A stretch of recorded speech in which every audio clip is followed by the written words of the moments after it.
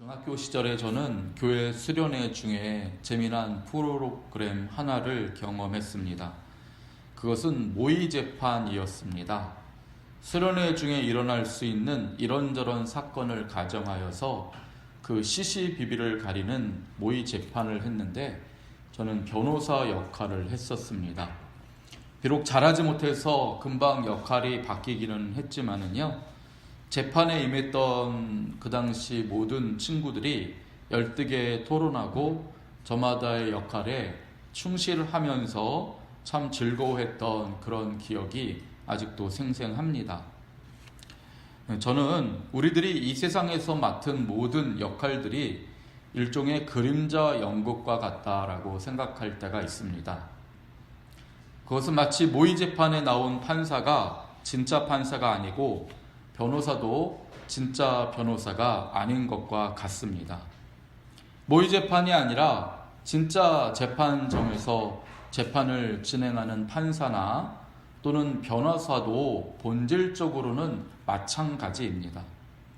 그들은 궁극적인 재판인 저 하늘나라의 재판이 있기 전에 이 세상에서 그림자 연극을 하는 것과 같습니다. 판사는 하늘나라 재판관이신 하나님의 역할을 대신하여서 옳고 그름을 따지고 적정한 형량을 부과하고 있고, 변호사는 또 저 하늘나라의 성령님을 대신하여서 피의자 또는 피해자의 입장을 대신하여서 호소하기도 하고 고발하는 그런 역할을 대신한다고 할 수 있습니다. 하지만 아무리 그림자 역할을 하는 경우라고 해도 이 세상에서 맡은 그 역할들은 중요하고 의미가 있습니다. 판사가 되어서 누군가의 삶을 옳고 그름의 잣대로 평가해 본 사람은 그 일이 얼마나 무겁고 중한 일인지를 누구보다도 잘 압니다. 변호사가 되어서 누군가의 입장을 대신해서 말해 본 사람은 그 일이 또 얼마나 간절하고 애처로운 일인지를 또 누구보다도 잘 알 것입니다. 또한 동시에 그 일을 해본 사람들은 자신들이 하는 일이 얼마나 잘못될 수 있는지 또 오류가 있을 수 있는지를 또 누구보다 잘 안다고 할 수가 있습니다. 아무리 판사가 시시비비를 잘 가려서 재판을 잘한다고 하더라도 누군가는 억울할 수밖에 없고 또 누군가는 그로 인해서 법망을 교묘히 빠져나갈 수 있는 것입니다. 변호사도 그렇죠. 밤낮을 가르지 않고 소명 자료를 준비해서 변호사가 변호를 잘 맡았더라도 재판에 충분히 패소할 때가 있습니다. 피해를 입힌 사람이 오히려 당당하게 무죄 선고를 받기도 합니다. 그것을 볼 때에 마치 어설픈 판사요 얼치기였던 우리들이 중학생 시절에 열었던 모의 재판과 본질적으로 크게 다르지 않다는 생각을 해보게 됩니다. 이 세상의 모든 재판들은 그러므로 궁극적인 재판과 비교해 볼 때는 완전할 수 없습니다. 정도의 차이는 있을지언정 인간이 하는 일은 언제나 그림자 역할 놀이와 같다라고 말할 수밖에 없습니다. 그렇기 때문에 전도서 5장 8절을 보시면 솔로몬은 이런 말을 했더라고요. 너는 어느 지방에서든지 빈민을 학대하는 것과 정의와 공의를 짓밟는 것을 볼지라도 그것을 이상히 여기지 말라. 높은 자는 더 높은 자가 감찰하고 또 그들보다 더 높은 자들도 있음이니라. 이 말을 누가 했습니까?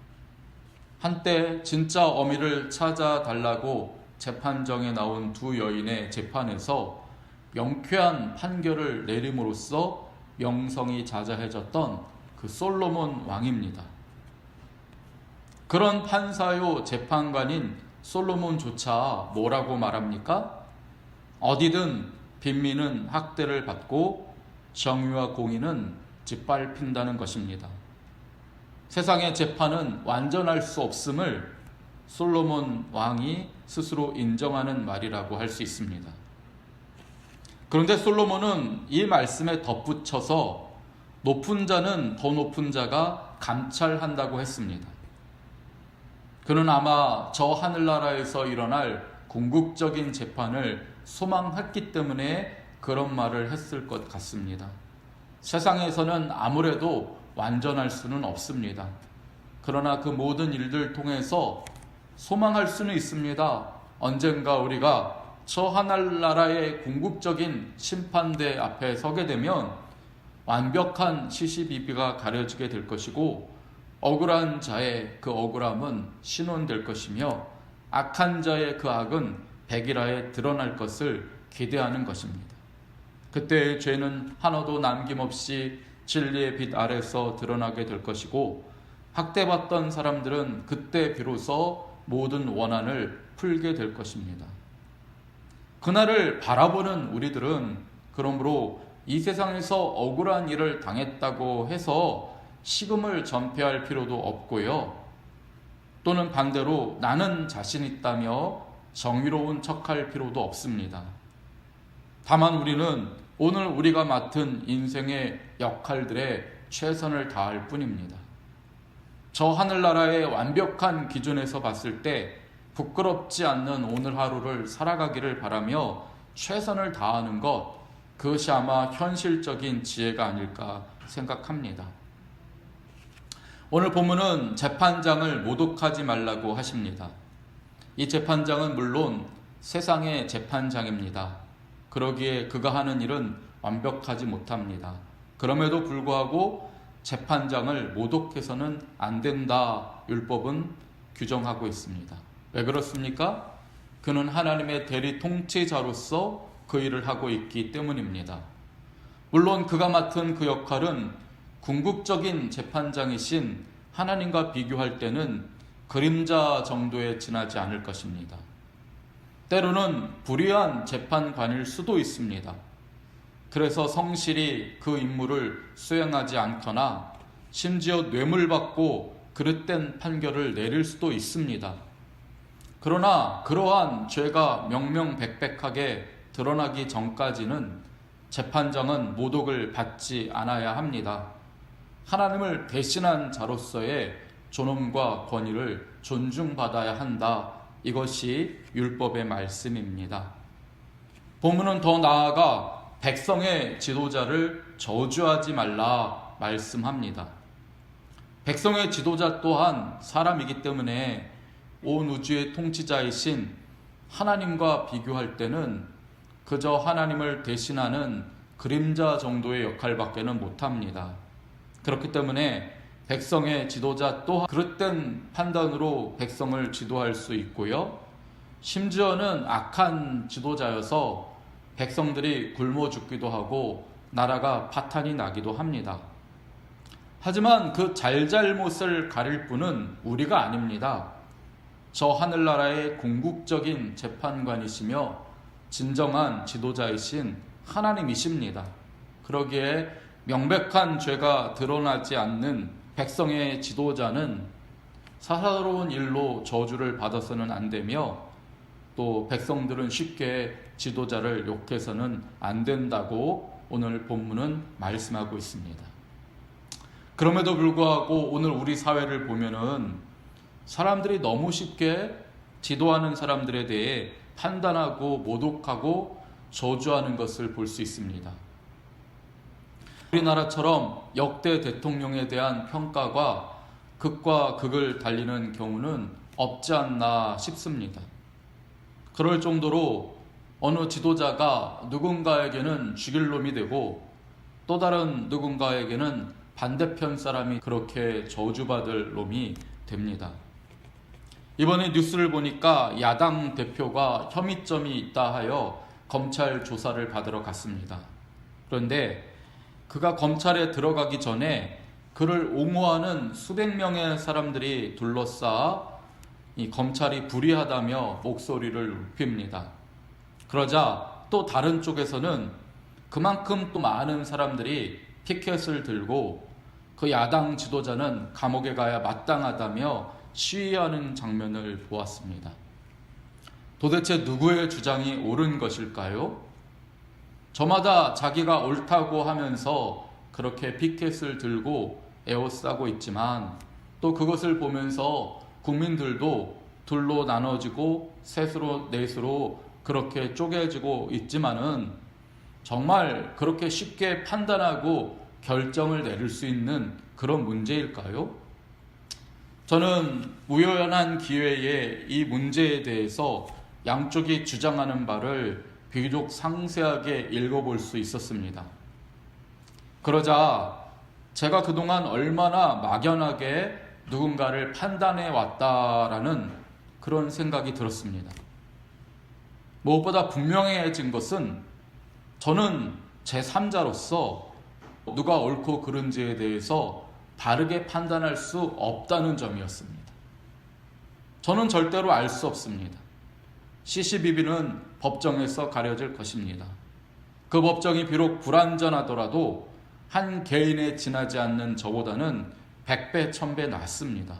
분명한 것은 저는 그 아무도 판단할 자격이 없다는 사실입니다. 사람들은 점점 이 어떠한 분노를 마음에 품고 다니는 것 같습니다.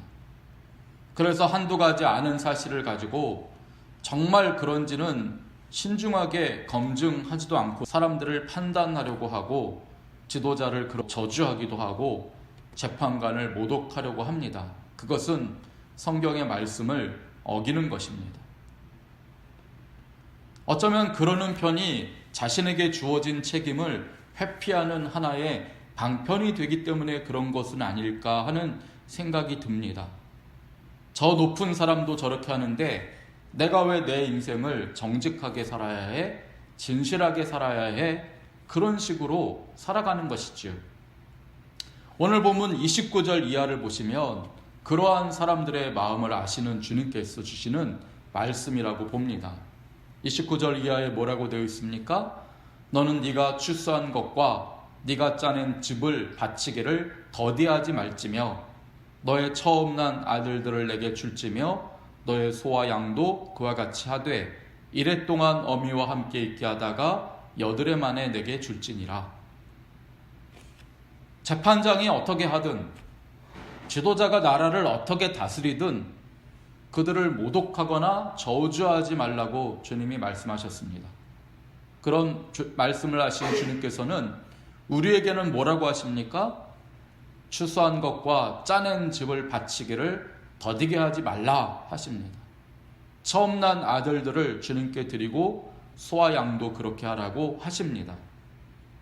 이 말씀은 한마디로 남들이야 어떻게 하든 너는 너에게 맡겨진 일을 최선 다해 하라, 그런 말씀이라고 볼 수 있습니다. 방금 전에도 드린 말씀처럼 재판장이나 지도자는 하나님의 대리 통치자로서 그 일을 감당합니다. 비록 그 역할이 그림자와 같아서 부족하더라도 우리는 재판장이나 지도자가 하나님을 대신한다고 보고 그를 쉽사리 판단하고 모독해서는 안 됩니다. 그렇다면 우리에게 맡겨진 일도 마찬가지라는 것입니다. 우리에게는 주님께서 맡겨주신 일들이 있습니다. 수고해야 할 일들이 있습니다.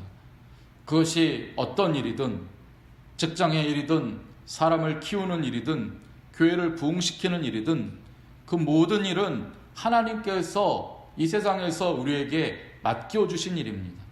하나님을 대신하여 하는 일이기에 아무리 작은 일이라도 그 일은 우리에게 맡겨진 거룩하고 엄숙한 사명인 것입니다.